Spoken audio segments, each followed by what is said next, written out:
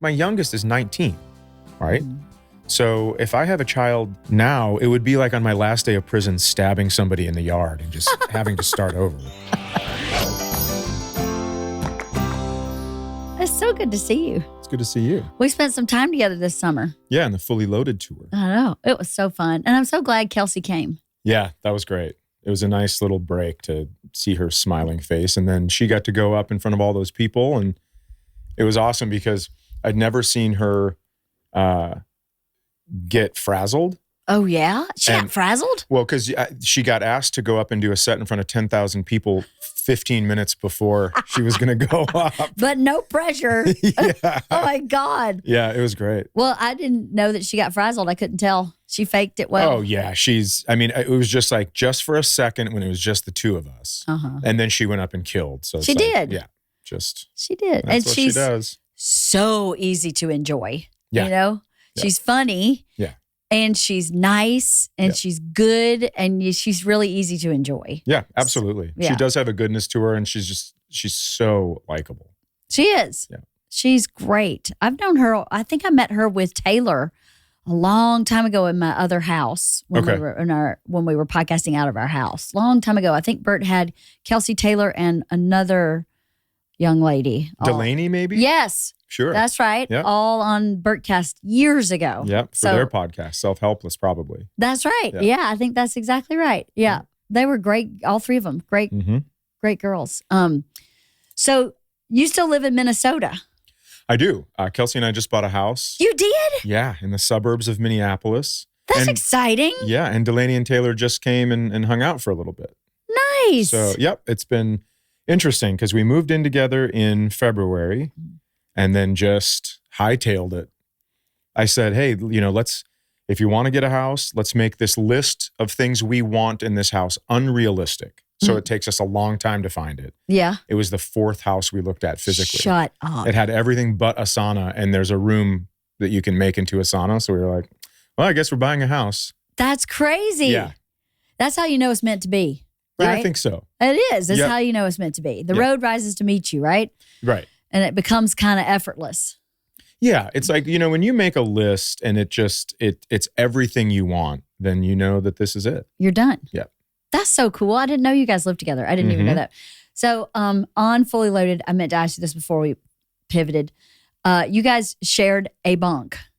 We did on the bus, which a bunk, if you've never been on a tour bus, is, I would say, uncomfortable for one. It is terrible. Yeah. It's so not comfortable because it's tiny.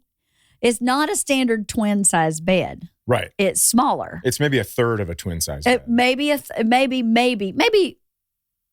half. Okay. Maybe half. Maybe a third. I don't know, but it's tiny anyway. Yeah. And it's moving Yes. because you are driving. And buses, no fault of any driver or anyone else, but buses they don't have the best shocks. No, they don't. So when you're in the back and you're right above the tire, it's a little Oregon Trail. Yeah, where it is like any crack is just like, thunk, it rattles your spine. Yes, you get whiplash laying flat on your back is what I feel like. I just wake up with whiplash and I was like, I've just been laying down. And part of it is the roads. We were driving from, Memphis to XYZ and you're not on necessarily the best highway, which doesn't help either, and curvy, and it's just all over the place. And when you told me you guys were going to sleep in the same bunk, I was like, this is going to be a disaster. And you and Bert offered a different bunk, separate bunks for us, all of this stuff. And we were like, no, we got it. This is going to be fine. Guys, don't worry about us. We're great. We love to cuddle. And about halfway through the night, we were just both like, what in the hell are we doing? So we're sitting there, and there's a couple that comes to a lot of my shows, and they were in Memphis, and they will always bring a picture of the last time they saw me. And so I'm holding a picture. It's like a picture within a picture within a picture within a picture. And I just saw the picture. I was just doing a show at the Improv, and they brought the picture of the night after we were in the bunk together. Oh my God. And it's just like, I look 2,000 years old, so tired. I'm just like, oh, I remember that night. That's a night I will never forget, Yeah, right? Yep. Well, you made a good memory, right? Yeah, absolutely. Now we know if we're ever in a twin bed, we're like, this is luxurious. You could do that all the If we time. ever have to stay in a youth hostel for some reason, we'll be set. I don't know how in the world you made it. I would have just gotten out and laid on the floor, I think. As a one person needs to be on the floor. I can't, it's hard enough to sleep on a moving bus as it is. Yeah. That was so funny. I can't believe you guys did that. Yeah, I don't know why I thought I would be able to sleep on my side with one arm under a human being for 8 straight hours, but it was a really stupid idea. But a good story. Yeah. Right? Yeah, a good story. Memory. That's right. She was with us for a week. How long was she with us? She was just there for 2 nights. Oh, why did I feel like, well, that whole month was a blur. Yeah, absolutely. People were like, so. Well, maybe she's not as likable as you think. She thought she was there for a week. No, but I enjoyed her so much. I thought she was there for a week. I really do enjoy her. Yeah. I like her very much. Well, me too. Yeah, I know. Thank goodness. I know. You guys are adorable, by the way, together. Really cute. How's it feel to be in love again? It's nice. It's a different thing. You know, I didn't date my daughter's senior year because I didn't want to miss any of her things. Mm. And so I came to the conclusion that I could die alone and be okay with that. Mm. And then Kelsey popped in and I'm like, well, that's a horrible idea. Well, never mind. Why don't I figure this out instead? That's good. Yeah. So tell me if you don't want to talk about any of this, but I'm curious, like, were you in love with your first wife and then things progressed, you fell out of love or what? Because I have a friend who got his college girlfriend pregnant and they got married because of their kind of beliefs and that's what they thought we should do. And then obviously it fell apart later because they weren't really in love to start with. Right. So I asked that knowing that about someone else. Were you in love and then fell out of love or were you just like... I think here's what happened. I'd known my ex-wife since 6th grade. Oh my God. And so, you know, when you're young and, you know, we went to prom together and dated as seniors in high school and all of this stuff. And so when you're young and you're in a gray area, the same gray area, you go, well, this works because we have similar interests and stuff like that. But then when you get older, people either start going towards one another or a little bit drifting away. And then you get out of the gray area and you have separate interests and all of these things. And then it becomes a little more difficult to manage. So that makes total sense. Yeah. So we decided to get out of the marriage business and into the happiness business. Awesome. And we have both commented that it was the right move. And the kids also, the kids right away were like, yeah, this is way better. Going back and forth and not, you know, feeling kind of this bad energy in the house. Because, you know, when you're trying to stick through it, but you're an adult and you have responsibilities and you have you have careers, different careers and stuff, it's hard. And the kids feel it. And then when you have that time to just kind of unwind, worry about your career, worry about raising the kids correctly, all of this stuff, then it becomes a little easier. And I think the energy gets better. Right. Yeah. If you do it right, I think it is the best thing that could happen if you're unhappy. Yeah. If you do it right, if you handle it like adults with maturity. And there were times where, you know, where you think, well, I should wait till my kids are out of school. I should make sure this. But then that would have been, you know, hell on them for that time. Right. They would have kind of just been waiting for the other shoe to drop. So. Right. Because when your parent, I have 7 divorces between my 2 parents. So that's a lot. It was a lot. The first one happened between my parents when I was 7. So I've lived through a lot of divorces at different ages, right? Okay. You know when it's falling apart as a kid. Right. You may not know it's falling apart, but you know that like this is not working. Yeah, like, you can sense it's just something's off. Yeah, they're not like as happy as ABC's parents, you know, and you just kind of know something's not working. So I think it's so much better to just, you know, cut your losses and start over. And I would imagine I think so too. at your age, not meaning that you're old, but you've matured through a relationship from the start to not the end, but the transition into something new. Right. To have fallen in love after that must have been amazing. Was it? Well, so it was amazing, but it was also, just because of other things in my life and former relationships, I had just about every single wall you could put up. And Kelsey, well, if she were here right now, her eyes would be rolling into the back of her head. Because that poor woman had to deal with a lot of at arm's length and, you know, hey, we've been hanging out for all this time. When are we going to start dating? It's like, well, I'm not ready. I took it so slow. And I think here's why. I was I will tell you, I was nervous to get crushed because I felt like this is it. Right. This is the one I want for the long haul. And I was like, if I somehow mess this up, or if she sees these deficiencies in me and she takes off or whatever it is, this is going to hurt bad. Right. And so I just kept kind of giving her the worst version of myself to see if she'd stick around.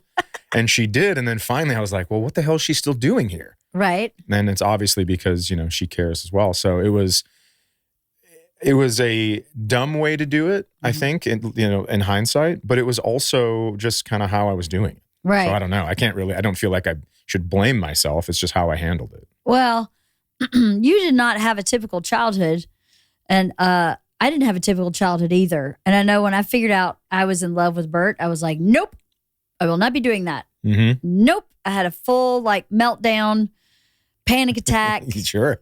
Will not be marrying a comic. There's no way. He's a slob. He's borderline disgusting half the time. I'm tripping over his shoes every 5 seconds. He's all over the place. What if he never makes a dime? Am I really going to be supporting us forever? Right. I can't do this. I'm not going to do this. And then my friend came over. I called her and I was like, I think I'm having a heart attack, because I'd never had a panic attack before. And she was like, oh, you're having a panic attack. I'll be right over. And I was unwinding it all. And she was like, oh, honey, you're done. You just need to just forget about it and you're done. But I couldn't. I'd been through all these divorces. I was going to ask, how many divorces had you been through when you met Bert? My dad had 2. My mom was on her 5th husband. Whew. Yes. So my mom was in marriage 5. My dad, but not divorced yet. And my dad had divorced from marriage 2. And so had you learned at this age how to, when your parents brought someone home and I'm in love and this is it, had you learned how to go, whatever? And you just didn't get too close to them because you knew it was a revolving door? 100%. For my mom. My dad's second wife actually showed up when I was 8 and stayed till I was 21. Oh, wow. That's a long haul. So that was probably amazing. hard at 21 too then, right? It was devastating. She almost had like another divorce. I mean, another mom leaving. Totally. Yeah. She had totally raised me. You know, every birthday party she threw. She was my mom, really, because my mom was just off the rails. My mom was had very good moments. Sure. But had very big demons. So she wasn't all bad. I think people hear me talk about her and think she was all bad. She wasn't. She was very charming. She's beautiful. She was fun.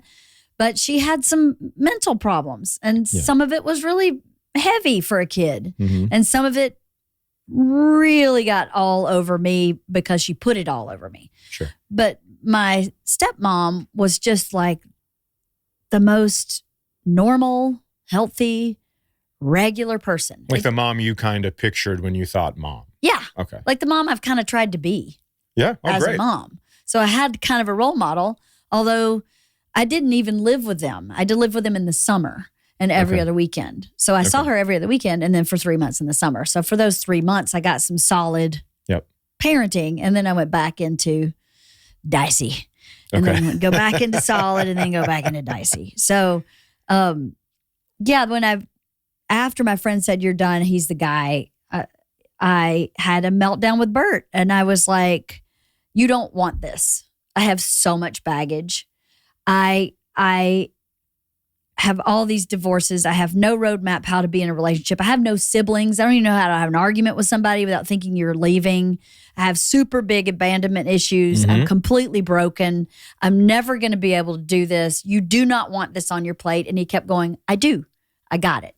I do. Isn't it interesting that if you can't say no because you know it's what you want, you give them every chance to say no because you want them to be the one to do it, because then you go, yeah, this is how it works for me. Yeah. People say no to me. I get left. Yeah. I get abandoned. 100%.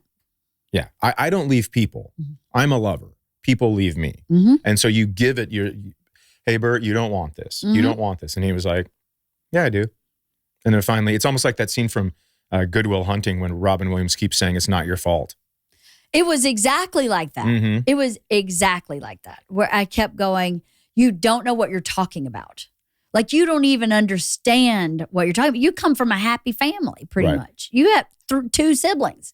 You have no idea the shit I got going on here. I hadn't even told him about a lot of the stuff that I grew up with or the stuff my mother was presently doing, you know, that was really screwed up. So, yeah, I tried real hard to talk him out of it. As we do. As we do. Because, yeah, you're right. It's hard. It's hard to be left over and over again. Wife of the Party is brought to you by AquaTrue. I drink a lot of water. I actually drink a gallon of water every day because I'm trying to stay healthy. And I don't want to add any more items to our landfill. So I obviously use a water bottle. AquaTrue makes that super easy. And I'd say even effortless. There's a lot about AquaTrue that's effortless. There's really kind of no installation to this amazing water filter system. You just kind of sit it on the counter and plug it in and go. It's really, really great. I use it all day. AquaTrue purifiers use a 4-stage reverse osmosis purification process, and their countertop purifiers work with no installation or plumbing. It removes 15 times more contaminants than ordinary pitcher filters. And it's so much easier than a pitcher because it's just sitting on your countertop. It seriously makes drinking water so much easier. And they have water purifiers to fit every type of home, from installation-free countertop purifiers to higher capacity under-sink options. They even have a Wi-Fi connected purifier and mineral boost options. It's the same technology used by all the major bottled water brands, but now it's available for your home. And without, like I said, without the plastic waste, which is really means a lot to me. Just one set of filters from their classic purifier makes the equivalent of 4,500 bottles of water. That's less than 3 cents a bottle. Plus, you'll save the environment from tons of plastic. Again, it's even portable. It makes for perfect for renters or for college dorms because there's no installation. You can take it with you when you move. Remember, this is an exclusive offer for our podcast listeners, available for a limited time during this Black Friday sale. Today, my listeners receive a massive 25% off any AquaTrue water purifier. Just go to aquatrue.com. That's AQUATRU.com and enter code WIFE25 at checkout. Also, AquaTrue offers a 100% customer satisfaction guarantee and a 30-day money-back program. That's 25% off any AquaTrue water purifier when you go to aquatrue.com and use the code WIFE25. It's hard to be left over and over again. Yeah, but you know, I think that people that do grow up happy can see the light in the other people that you know want them to leave them or whatever. You know, so I'm sure Bert saw, you know, for 3 months, every summer and every other weekend, you had a stable home life.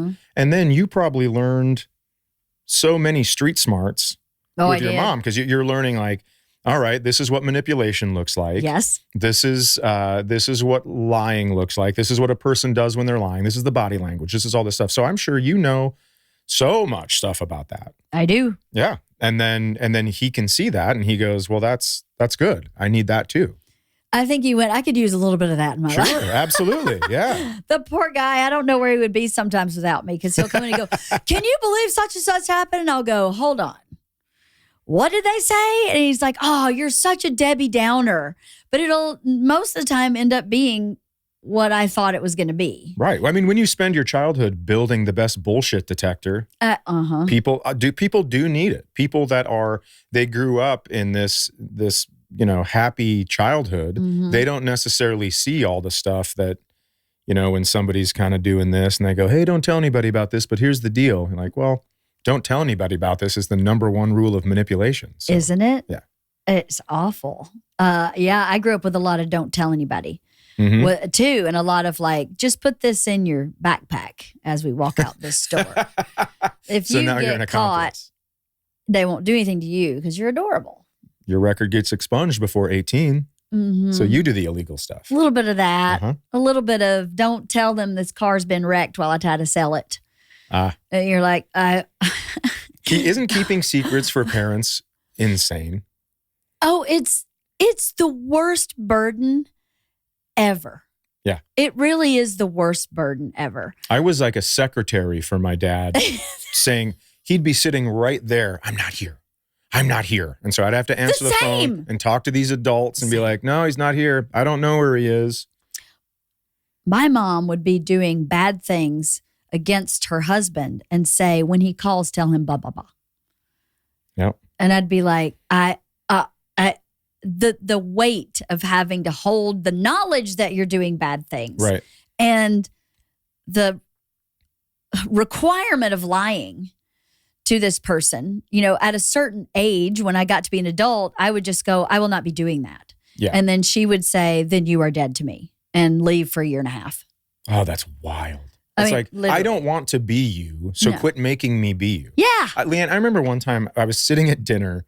My mom was on my left. My dad was on my right. My sister was across the table. And my mom said, Chad, can you please tell your dad to stop slurping his soup? And I was like, him? That dad? He heard you. Yeah, right. So can you guys leave us out of it? This is goddamn ridiculous that you're asking your kids to do this. Yeah. That's awful. I think you hit a breaking point, whether it's, early teenage years or whatever, where you finally think like, I'm going to stand up to this nonsense, and then of course they guilt you into doing it again. But well, I didn't have that opportunity. My mom, if I would, every time I really put my foot down and went, done, she would leave. Where would she go? Well, the first time I did it, I was 13. My mom had custody of me. And at 13, I could choose where I wanted to live. And I chose to live with my dad, right? And they weren't married yet, but my future stepmother. And then she didn't talk to me for a long time because I moved to him and she was like, bye-bye. And then I was a cheerleader. She just showed up at a football game. I hadn't seen her for years, as if nothing had happened. And then it happened, isn't it? And then it happened again when I was 23, when bad stuff was going on and I was being asked to lie to her husband. And I said, I will not be doing that. And I was living in New York in an apartment that her current husband had rented for me because he was a very sweet guy and I was miserable in college. And he was like, what do you want to do? I said, I think I want to move to New York. And he was like, okay, I'll pay your rent for 6 months and help you get on your feet. Wow, He's a very wealthy guy. And he was like, you have to pay for everything else, but I got your rent. Now you find an apartment on your own that you can afford once you have get stable. Mm-hmm. So generous. What a lovely human being. That was her fourth husband. And she decided to move in with me and start reinvigorating her modeling career. Oh. And he was paying the rent. So I can't say no. It's her rent. Woof. And then she started doing bad behavior with neighbors and asking me to lie to the guy who's paying my rent. And at my age, I was 23, I went, I will not be doing that. So she kicked me out of my own apartment. Oh my God. I had no place to live for 10 days. I slept in lobbies of apartment buildings for 10 days until I finally. Oh my goodness. So I was in acting class at the time. My acting teacher was like, something's going on. And I just told him what was going on. And Miss Georgia also happened to be in my class. And he went to Miss Georgia and said, hey, could you help her out? Miss Georgia was a Broadway dancer also. Okay. She was in acting class, but she kind of came to New York as a dancer and wanted to learn acting. And so he was like, I'm sure you know a ton of people here through dancing. If you could maybe help her figure out how to find a place. And she did. She helped me sublet an apartment from a Rockette. Wow. And so I got kind of on my feet and I didn't hear from my mom for 10 years. Yep. She pieced out for 10 years. I mean, can I say what a bitch? So here's the thing. What a very sad, unhappy, broken person. That's a nicer way. You've been to therapy, I can tell. A lot. So I feel like your mom and my dad would have hit it off. Oh, they would have either imploded. Sixth husband.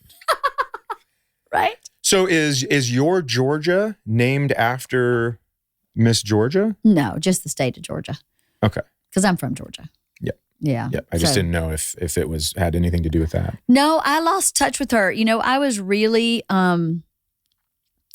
screwed up when that happened. Oh yeah, I can imagine. And I had a lot of shame associated with her help. Her helping me made me really ashamed. and embarrassed and confused. I was only 23. Right. And at that point, I had not had much therapy. I'd had I think a pretty healthy drinking problem until I was about 21 and stopped drinking and hadn't really addressed all of that. And her help was so overwhelming to me that I just like lost touch with her on purpose for a bit. Is it because you thought you didn't deserve her help? Oh, 100%. Yeah. There was nothing I could do to repay her. And how in the world could she be that gracious and that nice and that kind? And also, I think at some point she was going to leave anyway. So I'm going to leave first. Yeah. You know, I think I had a lot of that in my 20s. Oh, I'll be the first to leave or definitely run you out the door. Right, exactly. You know. Yeah, that's the pushing them away to see if to cut bait. Yeah. Yeah. When I got divorced, I moved my entire house. I moved into my home by myself. I refused help. I had friends that would stop over and say, let me help you carry this couch in. Mm-hmm. And I would rather take an hour to pull it in up the stairs by myself because I thought like, nope, you're divorced. People are going to, you know, you've already lost a couple friends over this. Eventually the friends that help you move in are going to leave. So I don't want that stink on this furniture and all of this stuff. And so for 3 days, I ruined my body. I mean, my hands were all cut up because I was trying to pull stuff upstairs and hitting it on the walls and the banister and everything. It's wild what we put ourselves through because the interesting thing is when Miss Georgia wanted to help you, it's because she could tell you're a good person. Absolutely. You're right. Absolutely right. But for some reason, we cannot accept that and think like, well, she doesn't know all of it. So if she knew all of it, she wouldn't be helping me. So I can't accept this help. I think that's because the people who are supposed to love you don't know how. Yeah. I've said that in therapy before. Yeah, I've said you have two people on planet Earth that are supposed to love you unconditionally. Mm-hmm. And when one of them doesn't, it jacks you up a little bit. It totally does. My dad loved me unconditionally. I could have done anything. Yeah. And that is why I was able to get out of that mindset or mentality that I was in my 20s. It's because I knew for sure, didn't matter who I was, my dad loved me. Yeah. But my mom, I mean, proved to me over and over again how bad I was. Not only by what she would say. I mean, I remember I weighed 110 pounds while I lived in New York, and she would constantly go, "You are so fat. You have got to drop some weight." And luckily, I'm not like, maybe you're right. Something in my brain, even when I was little, would go, "That's wrong." Like telling me not to tell that guy this car was wrecked while you try to sell it is wrong. Mm-hmm. So I will not be doing that. So what I will be doing is shutting down my entire personality so you cannot see who I am or what I'm about because that's wrong. So I'm just going to be a shell of a human while I'm with you so that I have no vulnerability. And I can do that so easily all the way up through my 20s where I can just completely devoid myself of any personality or anything. So you have no idea who I am. Yep. Those skills that you learn from that kind of personality. I know from talking to you on Fully Loaded a little bit about your dad and what he did into the world in his journey here on the planet. Yep. And man, that kind of trauma, I hate buzzwords like trauma and all that, but it kind of is what it is. It's very traumatic to have a parent ask you to do things that are illegal or hide things that are illegal. Yeah. My mom did that too. Yeah, I think that it can go either way, right? It can cause trauma, but also, I mean, as a little girl, I'm not supposed to tell this man that this car is fine. Yeah. And, when she says, "You're so fat when you're 110 pounds, you go, well, that's not right. Yeah. So deep down that your moral compass is correct. That's right. But you do have to shut it down. Otherwise, it's an argument or she leaves or whatever the case is. It's for survival.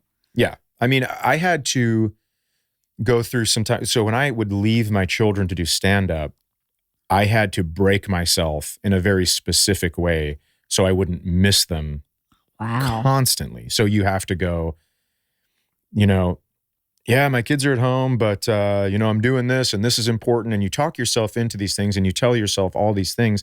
And then you realize it's not even close. You're doing this. You're shutting yourself down to save the pain of leaving them. So then this is like, before you could Zoom and stuff like that, I would bring this gigantic book of bedtime stories on the road with me. Aww. So heavy.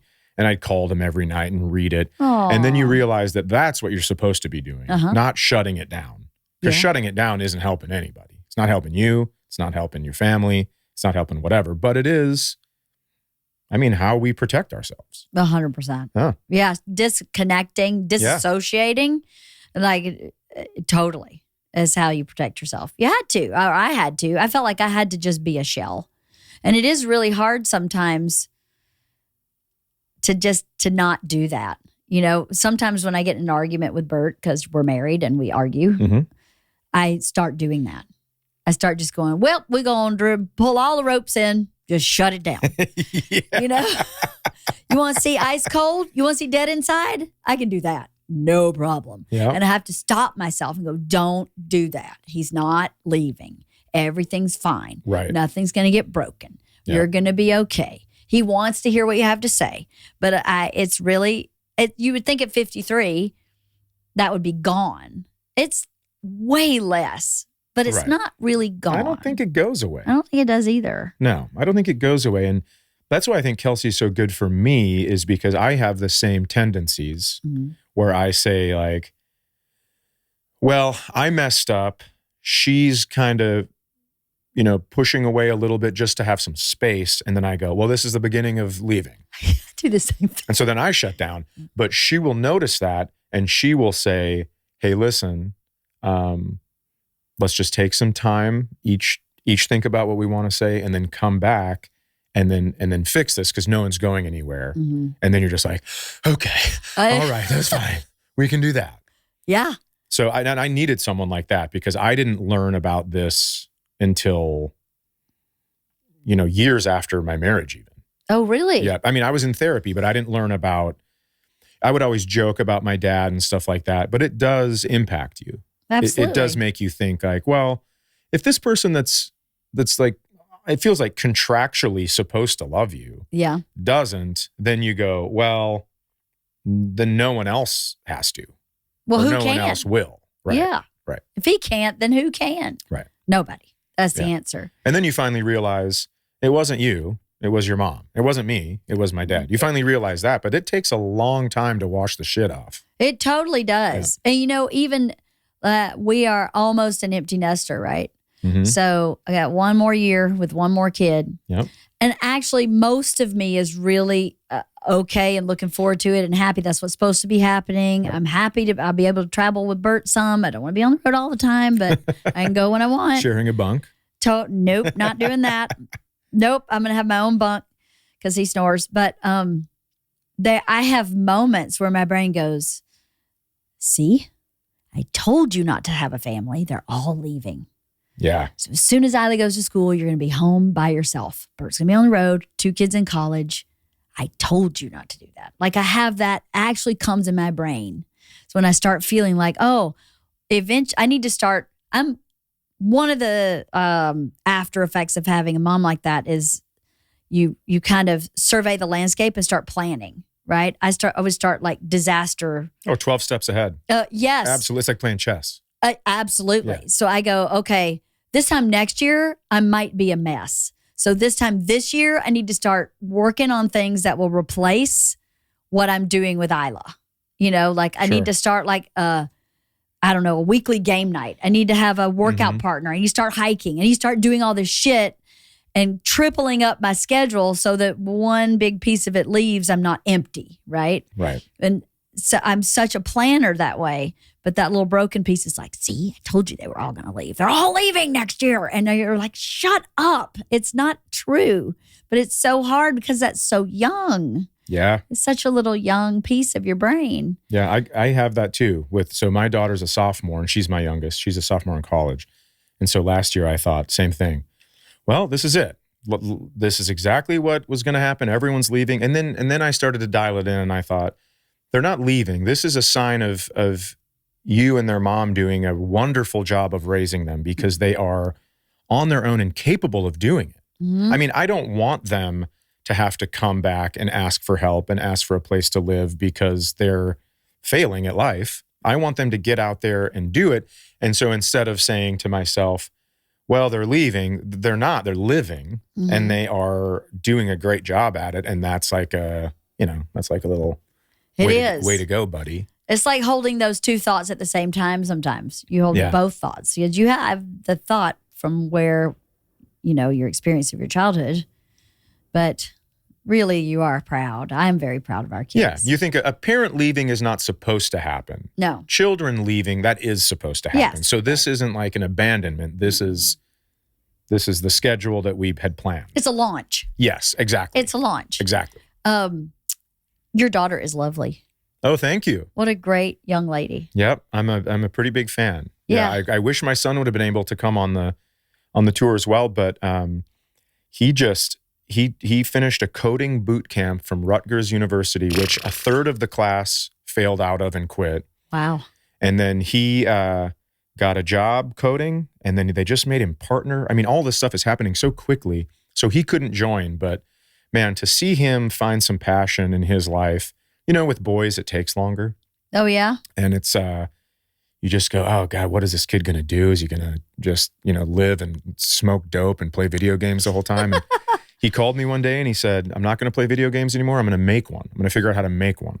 And then he went to this camp and now he's doing great. So he couldn't come, but hopefully sometime. Well, I'd love to meet him sometime. Yeah, he's great. I love meeting people's kids. Mm-hmm. I just love kids. When did you start doing stand-up? When I was 20, let's see. Well, I can tell you, it was May 4th, 1998. Wow. I did an open mic at Acme Comedy Company in Minneapolis. Wow. Yep. And were you like, I'm done? Well, I enjoyed it, but so it was kind of, I was surprised by it because my friends signed me up for the open mic because they knew I wanted to do stand-up. And then I did not do as well as I would have hoped. And so then I said, well, if I write some material and I know I'm going to do it, I'll do a lot better next time. And then I signed up again and went back and did worse. And so I took 6 months off and just tried to figure out, I hung out at the club, tried to figure out comedians' brains a little bit. And then I tried it again. And then after that, I was completely hooked. I mean, it was like, this is what I'm going to do. What'd you do before that? Bartended and kind of floated around a little bit. I worked for Xerox. I was kind of sublet out into these companies and I would print all their reports and then deliver them overnight. And so they had them for the mornings. And sounds mind-numbing. It was so gross. I watched a lot of, this was the time where Buffy the Vampire Slayer was on. So I watched a lot of that overnight. That's funny. Uh-huh. So is that just bartending in that? Anything else? Just bartending. I mean, I tried to go to college. It didn't take. No. I was just like, why am I paying someone to read me these books? I know how to read. Right. And so I didn't, like sitting down in a classroom wasn't for me. No. But yeah, so I did that and then stand up and I put myself kind of through the first years of stand up doing bartending. So I had this job. The owners were incredible. When I was on the road, they would get my shifts covered. And then when I was back, they would switch out the shifts from the people that had covered my shift. So I always had money coming in. Wow. And I owe them a huge thank you. I mean, it's just like, I don't know that I could have started stand-up otherwise. Right. That's great. Yeah. It's so when you were a kid, I love people's journeys to what they're supposed to do. You are supposed to be a stand-up. You are so talented. Oh, thanks. You're such a great writer and you're fun to watch and you just are supposed to be, this is undoubtedly what you're supposed to be doing. But I always love to hear people's journeys to get to that, right? So in high school or when you were a kid, did you like, I want to be a fireman? Is there something that you wanted to be or you thought you wanted to do? I mean, once in a while I'd see a movie like A Few Good Men and I'm like, well, I want to be a lawyer, of course. Right. I want to do what Tom Cruise is doing in this movie. Right. But ultimately it always came back to stand-up. So I was just telling this story. I have my mom's cousin who's closer to my age than her age. We were at my grandparents' once. I was 4 years old. And you used to be able to write on coffee mugs and then put them in the oven so it would become permanent. Well, I wrote, it was me holding a microphone and I wrote comedian on it. At 4? At 4. How did you know what a comedian was? So my grandpa used to listen to Bob Newhart records. Oh my God. And so I had it explained to me because I was I remember when I was growing up, I don't remember this specifically, but I remember growing up watching my grandpa laugh at All in the Family or Bob Newhart records or something. And I was like, how are these words getting him to laugh so hard? I don't get it. And then someone explained like, well, this is a comedian. They talk into a microphone and they do this. And then we had a little landing in our house. So you'd go up 3 stairs and then a landing, and then it would take a 90-degree right to go up to the bedrooms. And I would sit on that landing because across from it was a mirror above the fireplace. And I would just work on my dance moves, sing, tell jokes into a microphone. That's the best. Yeah, it was so, my mom always says like, there was never a doubt. Anytime you told me you wanted to do something else, I was kind of like, well, I'll support you, but you're going to come back to this for sure. That's crazy. Yeah, pretty wild. That's really crazy. Yeah. That's a great story. So you just kind of had a path. It was just laid out for you. I think so. Yeah. I hosted like homecoming, coronation, and I was always in the skits, and we always wrote them and stuff like that. So I was always trying to get attention. At high school bonfires, I would stand up and I would do jokes about the teachers, which is a little easier because everybody knew who you were talking about at that point, but still it was the entertainment value of it, I suppose. Always trying to get attention. I don't see you as Bert Kreischer is always trying to get attention. You are very different from Bert Kreischer. I don't see you as always trying to get attention, although you did ride a fake horse on the stage. That was pretty awesome. I did that. I don't know. I think that anyone who gets on stage, whether they tell you they don't like attention or not, I think they want attention. Well, yeah. But I guess my barometer is maybe off based on who I'm married to. Right. I think I enjoy attention in small doses. I like it on stage. Right. Off stage, I would much rather stand behind everybody else and watch them get accolades and stuff like that. But right. But I do like when I'm on stage. I do feel that. It does fill my cup for sure. Oh, it's clear. You're such a good stand-up. I'd never seen you do stand-up until Fully Loaded. That's right. Yeah. Never seen you. And Bert was like, oh, wait till you see Chad Daniel, you're going to lose your mind. And I was like, what? Where has this guy been? Oh, that's nice. Because I don't leave here ever. Yep. So it's not like you've been all over the place. I'd been nowhere, but I was like, I haven't seen him anywhere. It's amazing. You're so good. Well, so thanks. You shot 2 specials at the same time? Yeah. December 3rd in Madison, Wisconsin, I shot 1 hour on the early show. And then we switched the set and I changed outfits. And then I shot a completely different hour in the late show. And it was just kind of like one take. This is what you're going to get.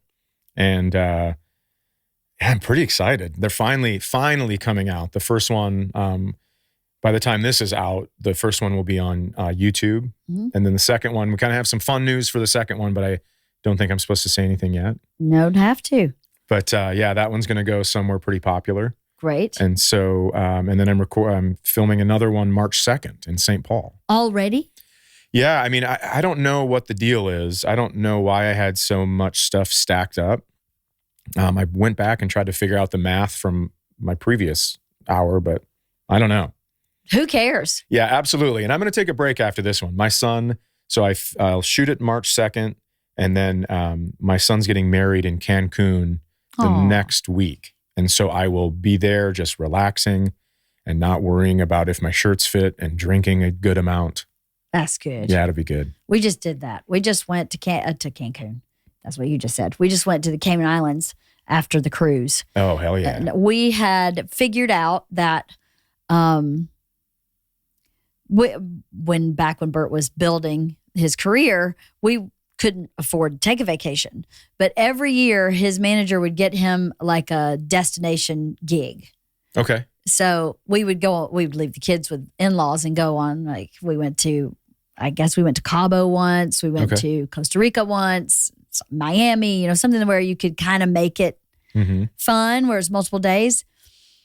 But we figured out since our honeymoon 20 years ago, we had not been on vacation unless it was connected with work or with our children. And that's tough, right? Because you're out on a day trip and you're on an excursion or whatever, and then you're like, well, God damn it, I have to go work at 7 or whatever it is. Mm-hmm. And that does ruin it. Oh, it does. Oh, Bert's like 3 p.m. nap. Got to be nap. He's a napper. He naps in the daytime. So it was just that we got to enjoy the resort we were staying in. Sure. It wasn't really a vacation, but it was the best we could do. And then as his career progressed, well, he was like, well, I don't want to leave our kids. You know, I'm gone so much. Yes. I don't want to go. So mom and I are going to peace out, have a great time. And I agreed with that. Mm-hmm. But now that they're older, we had so much fun on that vacation. So That's I hope great. you have that much fun. We had so much fun, especially your son's getting married. That's very exciting. Yeah, it's gonna be great. That's I mean, gonna be great. it's really, like I said, it was touch and go for a little bit at the end of his teens. Yeah. And so I'm like, well, where is this going? And now What do to you know mean? that he's 'Cause got he to was just smoking weed and no, he playing? just didn't know what he wanted to do. And it's, you know, you just don't see, he has on the other side of his family, there's a family business, and it's not by no means is his family business a dead end, Right. but it's just, I just saw more for him because I didn't know that he would find actual happiness in that. Mm-hmm. And so he worked there for a little bit and loved it. Everyone there is great, but then decided, like, I'm going to do something for myself. Right. And that's what I really was excited about, because now you make your own path. Mhm. And that's what he's, I mean, this kid's been marching to the beat of his own drum since he was, 0. So Sounds like his dad. yeah, it might a little bit. Sounds a little bit like you. Yeah. So is there anything you want to do in the world of comedy that's not stand-up? Do you want a TV show? Do you want a podcast? Do you have a podcast? I do. Yeah, I do have a podcast. It's called Middle of Somewhere. And Oh, it's that's right. I with knew my that. buddy Cy I'm sorry. Amundsen, and Kelsey and I are starting one too. You are? Yeah, November 29th. That'll be out. What's it called? It's called Pretend Problems. Yeah, and it's just basically us navigating a relationship and then taking some calls and very typical couples podcast. But I think we have had a lot of fun doing it, and it's great. We live together, so anytime we start riffing, we're like, let's go record an episode on this. Right. And so we have a couple in the can, and we're excited about that. Yeah, Yeah. definitely. But as far as like TV shows, yes, if someone handed it to me, I Right. don't know that I would want to spend 10 years jumping through hoops No, to right. get it, because I have always just really loved stand-up, just pure stand-up, writing the story, going on stage, fixing it, figuring out what line has to be where. Mhm. I don't know. Hopefully it's going to keep me, young and my brain fresh. Busy for years. I hope so. Yeah. If you wrote 4 specials in a very short period of time, I think you'd be all right. Yeah. This one's going to be my 10th one, and that was my goal when I started. Wow. So now it's just everything else is So cake. what's your goal now? I have to reevaluate. Right? Yeah. I'm going to have to figure that out, but Okay, personal question. Do you think you'll have kids again? that is interesting. I've been having this conversation quite a bit lately. So I have a friend who has 2 friends that have new babies, and I get baby fever so easily. Do you? But the thing is, like, my youngest is 19, right? So if I have a child now, it would be like on my last day of prison, stabbing somebody in the yard and just having to start over. But I will say, having kids, being a dad has been the favorite thing I've done in my life. Yeah. So to do it again, I could see myself doing it again, but then I need to do the math, and you start thinking about what's fair to a child, Mm-hmm. because let's see, if she got pregnant now, I would have this baby, I'd be 49. That is 67 years old on graduation day. Okay. That is when my grandfather passed away. So, Well, it's not the same though as it was back when we were kids. I that's think true. 67 today looks, feels, and is so much healthier than 67 was when we were kids. Yeah. It's a big difference. And, not that I'm trying to talk you into having a baby, but if you have one, I would imagine based on the child of yours I've met, you're an exceptional dad. Well, thanks. So I think by the time that age doesn't really matter because they will have had an exceptional dad, that baby. Yeah. Yeah, I would agree with that. I just, one of the things I've loved most about being a dad is when my daughter was struggling in soccer or my son needed help with some sports, I could get out there and I can do all of it. Right. I could run around a soccer field for 3 hours Right. when she was a senior, and it was fine. And I just want to make sure that I'm not taking anything away from a kid. But I mean, who knows? I feel great now. Yeah. So And you I don't can't take know. something away they don't know exists. yeah, that's true. Well, That's they true. didn't I'd have know to you go did onto that. the knife though, because I've already gone under the knife. Ooh. So I'd have to have a reversal. Yeah, I'd have to have the redo. I guess you record your podcast in Minnesota too? So middle of somewhere, I go to Cincinnati. He lives in Cincinnati. So I go to Cincinnati every other month, and he comes to Minnesota every other month, and then we record in a big chunk. That's perfect. Yeah. You ever going to leave Minnesota? I don't think so. No? No. I've never been there. It is, everyone talks about how cold it is, but there's a reason people live there, and that's, spring, summer, fall. It's absolutely gorgeous. Lakes country up north. Uh-huh. We have a cabin, which is, 30 feet from the water, and you just unwind for 4 straight months. It is really, really unbelievable. When do you go there? In the summer? Yeah, we go there probably middle of May, and then we leave middle of September. That's great. Mm-hmm. Boy, Kelsey hit the jackpot with you, dude. Well, I hit the jackpot too. We both hit the jackpot. I think you did. Yeah. I loved watching you guys together because you're just so cute. I love love. I think I love love. I love it. Yeah. I'm in love. I love my husband. It's been the best thing ever to be married to this guy. And when you see two people in love, it just makes me so happy. And I've normally been so protective of my relationships in the past, and now I am all over social media. Yeah. I mean, we have been called several times the gayest heterosexual couple on Instagram. Why? Just because we're mushy and always collaborating on posts and all this stuff. Because again, I've been just very protective of myself, I think. So I didn't put a lot of stuff out on social media before, and Kelsey is a social media guru, and so she's kind of talked me into it. And I don't know, now I kind of like it. I kind of like throwing it out there and being like, look at this. Look what I have. It's great. It is awesome, isn't it? Yeah. Because it's a different type of ownership, right? Think the way we grew up. Secrets were the norm, right? Hiding was the norm. Yeah. Not showing all your cards was that's what you were taught, or how you would grow. You keep it close because you want to protect yourself, and you giving everybody information is how they can come at you and get you. That's right. But now it's like, come at me, right? I don't give a shit. I got it. I feel that way too. Where people are like, I can't believe you're all over Bert's Instagram. And I'm like, what are you going to say? We know what's going on here. Right. If you have something negative to say, it's not true. There's not a really lot that anybody could do to mess it up at this point. Right. We've been together a long, 23 years, I guess now. Oh, that's awesome. But the positive, thank you. It is awesome. The cool thing in reverse that I experienced from being on social media with Bert is that people are rooting for us all the time. Yep. People are so happy that we're happy.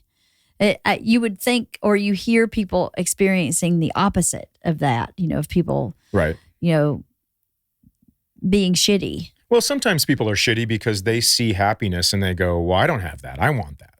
Well, that's true. And then they spend so much time wanting what other people have, they don't work on themselves and what they have. Right. And so they just sit there and they're bitchy and they leave these comments that are, nonsense and mean and stuff like that. But I think for the most part, people cheer on happiness because it's hard to find.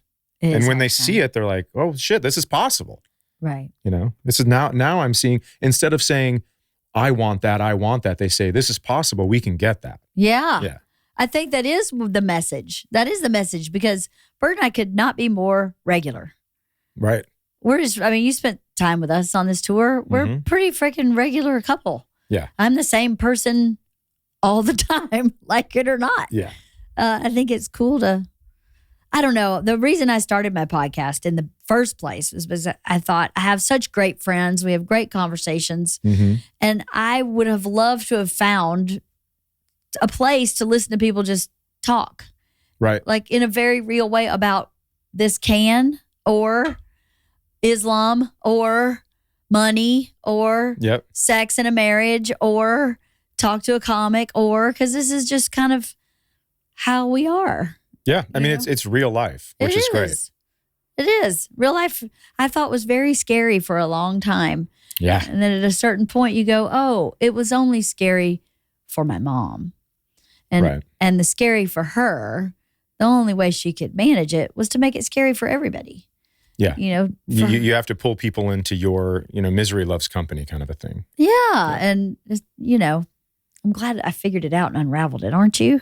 Absolutely. Yeah. Your dad passed away. Is that right? We think so.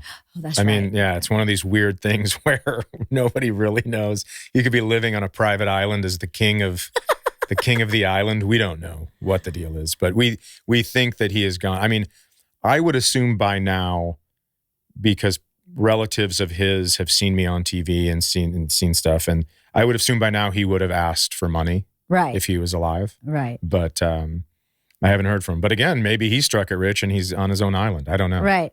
How does it feel to not know? Well, my sister and I kind of one day we just did the old pinky swear, and we're like, we're going forward as if he's gone. Got it. This is it. So that we refer to him in the past tense. Yeah. Got it. So you made peace like that. I think so. Yeah. Yeah. My mom's still alive. Uh-oh. No, You know what's interesting about it is I sincerely wish her well. I want her to I want everybody on this planet to be happy and fulfilled and enriched. And, she's just not.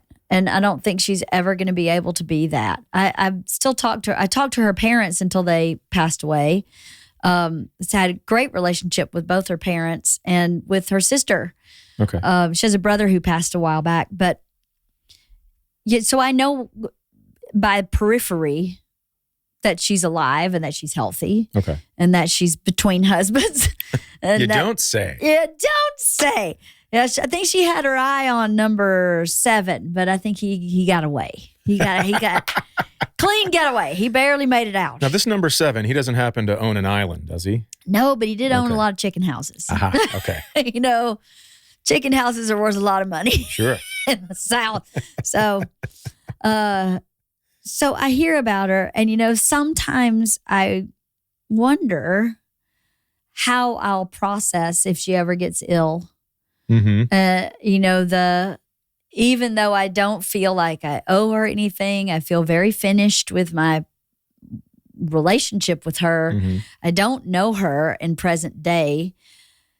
The ethical piece that she is my mom, she did give birth to me. I wouldn't be here without her. And there were good parts of her. I wonder if I ever get the call, your mom's had a stroke, she's at the end, what I'll feel like. If you ask me today, I would say, God bless and Godspeed. And I don't need to say goodbye. But I don't know how I would feel when that really happens. You never know. Yeah. As we look 12 steps ahead and try to plan disaster. Yeah. I don't know. I don't really subscribe to the, they're the reason I'm here, as far as when you said, she gave birth to you or whatever. Because I think it's the people that earn it. I understand you are physically part of two people, but I think it's the people that earn it. I mean, I have friends that, love me on such a level that give me this confidence and give me the strength and the belief that I'm worthy of love and all this stuff. And I put them, way above my dad. Yeah. So, and again, no one is all bad. No. Right. I mean, I remember driving around with my dad in snowstorms. He would put a shovel in the back seat and we would go when people were stuck, push them out and shovel their car out and stuff like that. He was a good dude, but you get drugs, alcohol, gambling, and then because of gambling, financial downfall. Mm-hmm. When that gets their hooks into somebody, forget it. Yeah. I mean, there's no coming back from all of that. Yeah. It's a desperation. Yeah. Yeah. Yep. Makes you do really stupid things. Yeah. Survival. Yep. It's trying to survive. Yeah, I hear you. Well, that's a good way of looking at it, to think about who's earned it, because I think I have a little judgment of myself for not being more sympathetic, like at the end of her life. Does that make sense? Yeah. I'm not sympathetic now because I feel like this is the bed that she actually made. Right. You're dead to me, you're dead to me, you're dead to me. The last time it happened, I found I was pregnant with Georgia, and she was like, how dare you do that? And I'm like, I don't even know what you're talking about. What do you mean? Fall in love and get pregnant? How dare I? Oh, that's wild. Yeah. So is this because she expected you to just always be her lapdog or what was the deal? I am not really sure because that is such a weird response to I'm pregnant. How dare you? Yeah, how dare you? Was she planning on getting you pregnant? This is so confusing to me. You know, you never know. It was very confusing. Okay. It was so confusing that actually she wasn't talking to me because she was mad at me at the moment, but I felt like I needed her to know yeah, of course, that I was pregnant. So I'd called her over and over and over again and she was no response over like probably a 2 or 3 week period trying to get her. I need to tell you something. I need you to call me back. I have something I need to tell you. So it's not like, hey, give me a ring. And finally, I just sent her an email and said, so since you're not answering my calls, I need you to know this because you're going to get a wedding invitation. Like, we got pregnant while I was on the pill. So it was kind of a shotgun wedding, which I'm happy for. But I was like, I need to tell you this. I'm pregnant. I'm getting married. And, you know, I wanted you to know. And the email she sent me back was like, you know, the stuff that came out of Linda Blair's mouth that like burned things, the acid vomit. Yeah. It was an acidic vomit email. It was so bad. I printed it out and kept it. It was so bad. Interesting. So as I printed it out and I went, if I ever forget why I'm done this time, it's in black and white. Yep. So I can always go back and go, oh yeah, I'm never talking to her again. Because, you know, the cycle of mine and her relationship was she would come back. I would feel obligated or guilty because this was broken. And I would try really hard to fix it. And then we'd be right back where we were before. Wow. And it happened coincidentally every 10 years, at 13, at 23, and at 33. So it was a clear cycle. Huh. Right? Isn't that interesting? Crazy? Yeah. So the last time it happened, I went, okay, I'm done. Like at 13, I'm supposed to be trying to figure this out. Yep. At 23, I'm an adult now, and I feel I should try and figure this out. At 33, this is your fucking fault. Yeah, that's a great way to put it. That's what I did. And I was like, this ain't me. Like, there ain't nothing I can do. Bert used to say, isn't there something you could do? And I'm like, no, there's actually not. But and I think there comes a point where not only is there nothing I can do, there's nothing I want to do. Oh, exactly. This shouldn't be on me. Exactly. I've done everything. Yeah. And I will not do that to my children. Right. It will not have them have a grandmother who you know, spill your tea party and you're dead to me. It wouldn't be that simple. Yeah. But basically, the threat of her leaving my child was removed. Yeah. So I will not be having that for my kids. Yeah, you can't invite toxic into, you know, what you've seen. No. Now, I ended up forgiving my dad. It took me a very long time. I didn't understand forgiveness for a very long time. And you finally, I'm sure everyone that watches this knows this, but I didn't know that forgiveness isn't for the other person. Mm-hmm. It's for yourself. And so that took a long time for me to understand. And I forgave him, feel totally good about it. You know, his dad left him. He was raised by his grandparents, which is at that time in the mid 50s. I can't imagine being raised by, you know, somebody that's 2 generations behind you. Mm-hmm. I mean, that is a huge divide. These people rode horses to school. Exactly. And now they're raising a child in the 50s is got to be wild. So, you know, I don't really harbor any resentment towards him or anything like that. I am very glad that you ended up figuring things out, because one of my favorite things on the Fully Loaded tour was watching before Bert would go on stage. It was you and Georgia and Isla, and you guys would all be together and he would kiss you all on the forehead. And I just thought, God damn it, this is what it's about. If you can do shows like this and still have a family dynamic like that, man, you have figured it out. He figured it out. We figured it out. Yeah, it's a team effort for sure. Well, you know what? When we first, he started touring when Georgia was 3 days old. Oof. He went on tour with Louis C.K., I think. Okay. For a minute when she was 3 days old. And I said to him, I can do this with you as long as when you come home, you are fully plugged in. Like drop off, pick up. Mm-hmm. I was working a day job and we couldn't really afford a nanny. So I needed him to be the nanny for the 3 days he was home so I could pay for the nanny for the 2 days I had to work. Mm-hmm. And I think starting out that way, where he didn't really have a choice to be unplugged when he got home, was the best way to start it. Mm-hmm. Because if we had been where we are now and had kids now financially, where I could have afforded a nanny or I didn't have to work at all, he could have very easily just slid in and I'm going to nap and I'm going to keep writing jokes. I'm going to the store. I'm out. I'm sleeping all day. But he didn't have that option. Yep. You know, we had little kids and you can't just throw some food on the floor and say, good luck. Right. Isla Kreischer was like the Tasmanian devil. You had to be on her all the time. She was going to eat something, jump off something, break something, stick somebody with something, or hit somebody all the time. So he had to have like, we're going to the park. We're, you know. Hands on. He was full daddy until Isla was 4 and Georgia was 6. So he'd had a good 6 years of being a primary parent for the time I was at work. And then I was the primary parent for when he was on the road. Okay. And then we co-parented, you know, when I was off work. That base set us up for success. Yeah, absolutely. That did it. Because we see people who have kids after they're farther along and they don't have a really close connection with their kids. And our kids don't even remember that. Sure. I mean, they look at pictures of Bert, you know, walking them down the street. And I mean, we lived a block and a half from Trader Joe's. Okay. So he would walk both girls to Trader Joe's, put them in a buggy, buy dinner, come home, cook dinner, and have dinner on the table by the time I got home from work because I worked till 6 o'clock or so. And he still talks about that because as soon as he would walk in the door, he would grab a whole French loaf, break it in half, and give it to each girl, and they'd eat the whole loaf while he shopped. Because that's how he kept them entertained. They'd just eat the inside of that bread and then pay for it at the end. They have no memory of that, but they do. Like it's in their DNA memory. Oh yeah, they know. You know? They know Dad was there, and they know that Dad and Mom were doing this teamwork effort to make everything work. Yeah, I mean that's how you.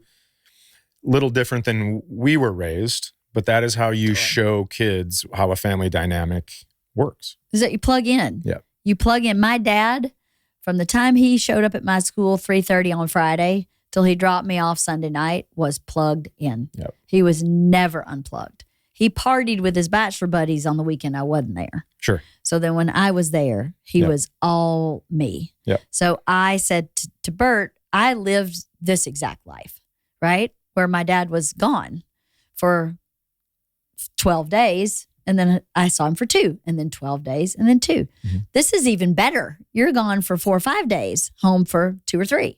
So I know how that works. If you just do what my dad did when I showed up to our kids, we're going to be good. Yep. That's a huge compliment that you just gave us. Thank you very much for that compliment that we have this great family unit. Because of course. I mean, it works. We do. We feel so lucky. And like you said earlier before we started the podcast, it was a lot of hard work. Mm-hmm. You know, it was hard work. It was commitment for Bert to not go home and just go to bed because he was tired. Right.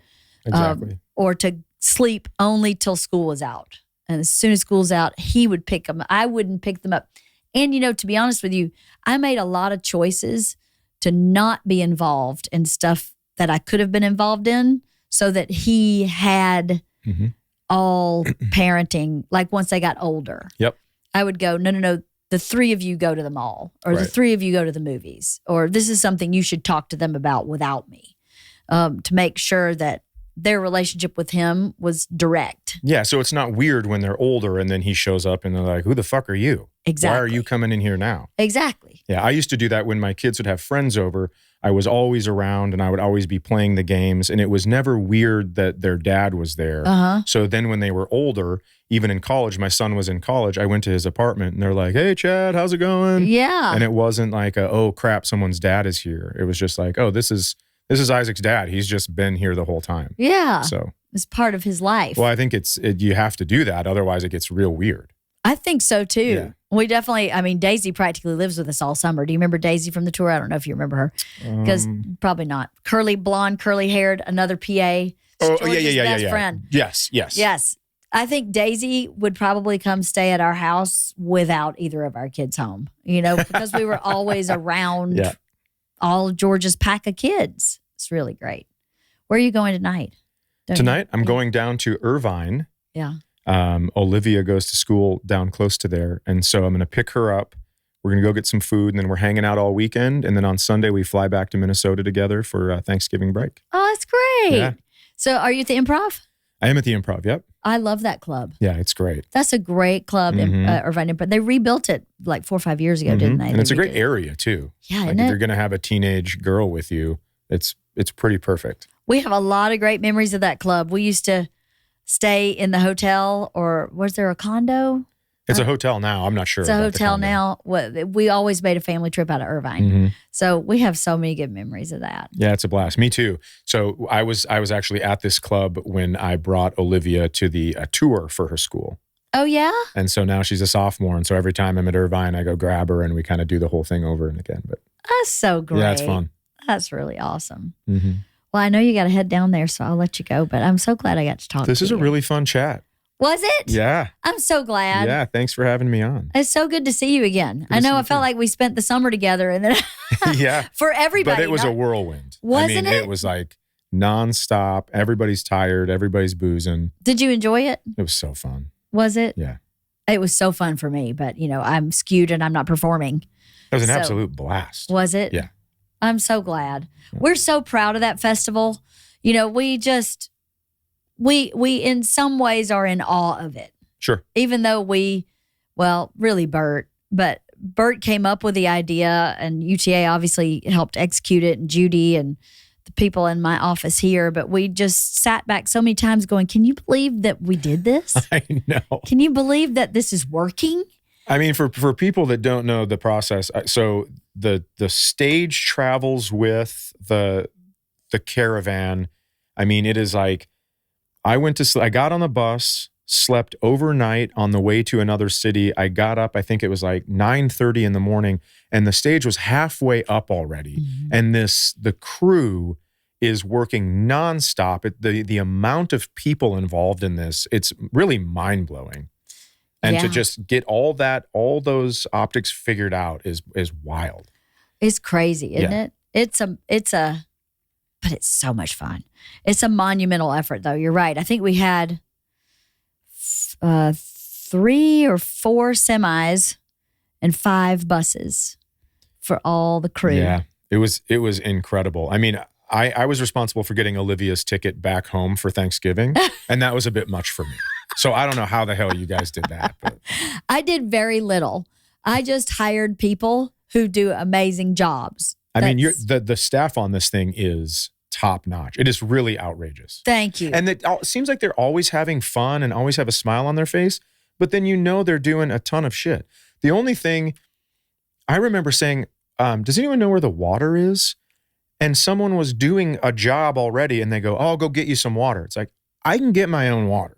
Yeah. It was almost like it made me feel a little like, oh shit, I'm not a prima donna. I can just point to where the water is and I'll go get it. But the staff is just crazy. They'll do everything. They will. It was unbelievable.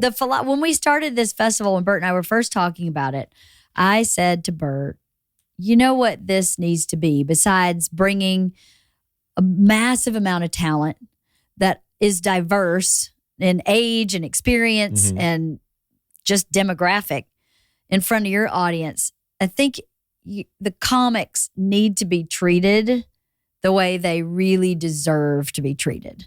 Because I believe that stand-up comics are the most important artists that we have because they force you to look at things differently, right? They force you to be introspective sometimes with humor, not with seriousness or with lots of weight.